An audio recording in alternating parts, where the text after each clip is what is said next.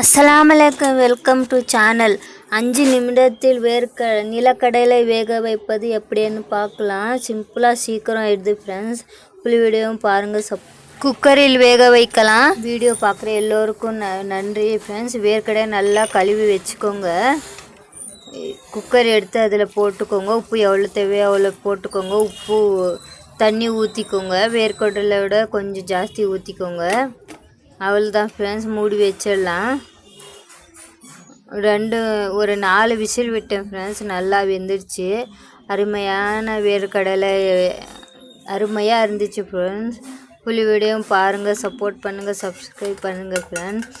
வேறு மாற்றிக்கோங்க, வேறு பிளேட்டில். நான் கொஞ்சம் இருக்கிறதுனால கப்கீர்லே எடுத்துட்டேன். நீங்கள் என்ன, நான் கழுவுனேன் இல்லையா, ஓட்ட இது பாத்திரம், அதில் போட்டுக்கோங்க. எல்லா தண்ணியும் போயிடும்.